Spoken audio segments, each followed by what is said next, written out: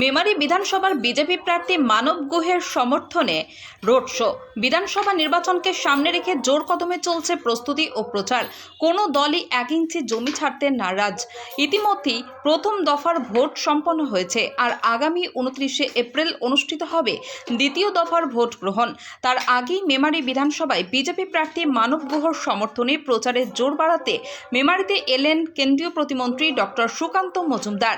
এদিন মেমারিতে এসে সংবাদ মাধ্যমের মুখোমুখি হয়ে তিনি বলেন, এর আগে তিনি খণ্ডঘোষে গিয়েছিলেন। খণ্ডঘোষকে বিজেপির তুলনামূলক দুর্বল এলাকা হিসেবে ধরা হলেও সেখানেও মানুষের সাড়া ছিল যথেষ্ট উৎসাহজনক। এরপর মেমারিতে এসে তিনি আরও বেশি জনসমর্থন পাচ্ছেন বলে দাবি করেন। শনিবার দুপুরে তার কথায় এই জনসমর্থনের ভিত্তিতে নিশ্চিতভাবে বিজেপি জয়ী হবে এবং সরকার গঠন করবে। পাশাপাশি মেমারি কেন্দ্র থেকে মানব গুহ বিপুল ভোটে জয়ী হবেন বলেও তিনি আশাবাদী। পূর্ব বর্ধমান জেলার একাধিক আসনেও বিজেপি ভালো ফল করবে বলে দাবি করেন তিনি। এদিন তিনি মুখ্যমন্ত্রীকে কটাক্ষ করে বলেন, দেশের প্রধানমন্ত্রী সাধারণ মানুষের সঙ্গে মিশছেন, পথে বেরিয়ে ঝালমুড়ি খাচ্ছেন, তাতে মুখ্যমন্ত্রীর ঝাল লাগছে বলেই তার মন্তব্য। ডক্টর সুকান্ত মজুমদারকে ফুলের মালা পরিয়ে উষ্ণ অভ্যর্থনা জানানো হয়।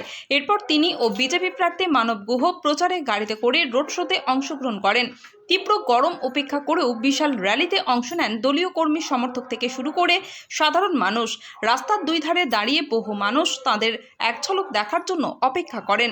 এই র্যালি মেমারির দেবীপুর নিশারাগড় থেকে শুরু হয়ে মাতিশ্বর বাজারে গিয়ে শেষ হয়। পথে বিভিন্ন জায়গায় মানুষের সঙ্গে কথা বলেন মানব গুহ এবং স্থানীয়দের সঙ্গে ছবি তোলেন।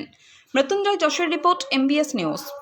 চলছে আজকে আমাদের সমর্থনে মেমারি বিধানসভার বিজেপি প্রার্থী আমার মানব গুহর সমর্থনে কেন্দ্রীয় প্রতিমন্ত্রী সুকান্ত মজুমদার এসেছিলেন এবং আমাদের কেন্দ্রীয় শিক্ষামন্ত্রীকে দেখে লোকজন অত্যন্ত আনন্দ পেয়েছেন এবং কেন্দ্রীয় শিক্ষামন্ত্রী বিভিন্ন জায়গায় নিজের বক্তব্য রেখেছেন।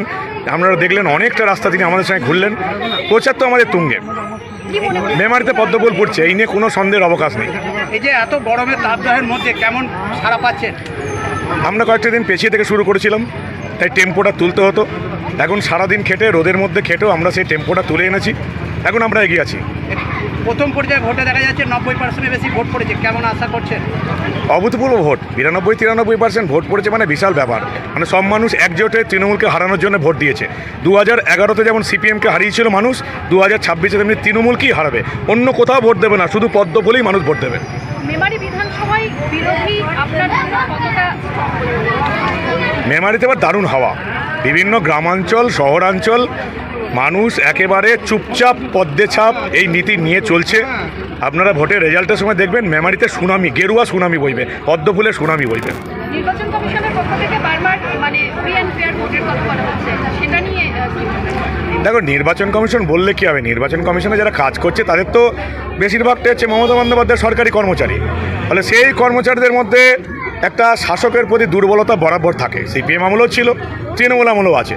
আমরা পরিষ্কার বলতে চাই, এই যে বিডি অফিসের মধ্যেও তৃণমূলের কিছু খোঁচর বসে রয়েছে, মেমারি থানার মধ্যেও কিছু খোঁচর বসে রয়েছে, আমাদের বিভিন্ন স্ট্রিট কর্নার ক্যান্সেল হয়ে যাচ্ছে। যত রকমভাবে করা যায় তারা তৃণমূলের কাজটা করছে। এটা নিয়েও মেমারিতে পদ্মফুল ফুটবে, বিজেপি জিতবে, বিজেপি প্রার্থী মানব গুহ জিতবে। প্রতিমন্ত্রী এসেছিলেন, কি বলে গেলেন?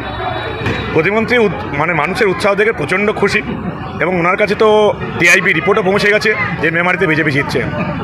তৃণমূল কংগ্রেসের পক্ষ থেকে তো বারবার এসআইআরকে শ্রীখণ্ডী করে বলা হচ্ছে যে এসআইআরে যে ভোটারদের নাম বাদ দেওয়া হচ্ছে সেটা বিজেপিরই একটা চক্রান্ত। এই বিষয়টা নিয়ে আপনি কি বলছেন? এসআইআরের প্রথম থেকে ঘোটালা করেছে তৃণমূল। প্রথমেই ডাটা এন্ট্রি অপারেটর দিল না, মানুষকে লাইনে দাঁড়াতে হলো। গোটা দেশের 12টা রাজ্য কেন্দ্রশাসিত অঞ্চলে এসআইআর হয়েছে, কোথাও একটা পিন পড়ার শব্দ পাওয়া যায়নি। মমতা বন্দ্যোপাধ্যায় সরকার হাইকোর্টে গেছে, সুপ্রিম কোর্টে গেছে, সুপ্রিম কোর্টের জাজেদের লাগিয়েছে। পরবর্তীকালে দেখা গেল সরকারি কর্মচারীরা মানুষের নথি আপলোডই করেনি। একটা বাড়িতে 5 জন ভোটার আছে, একজনের নাম ডিলিট হয়ে গেছে। মমতা বন্দ্যোপাধ্যায়ের সরকারি কর্মীদের অপদার্থতার কারণে, তৃণমূলের হয়ে কাজ করার কারণে মানুষ এখন ভুগছে। তবে আমাদের কর্মীদের যাদের বা আমাদের মেমারি অঞ্চলে যাদের নাম বাদ গেছে, তাদের জন্য আমরা ট্রাইব্যুনালে লড়ব। আমাদের কোনো সমর্থকদের মেমারির কোনো ভোটারের নাম অরিজিনাল যারা ভোটার তাদের নাম আমরা বাদ দিতে দেবো না, আমরা লড়ব। Thank you.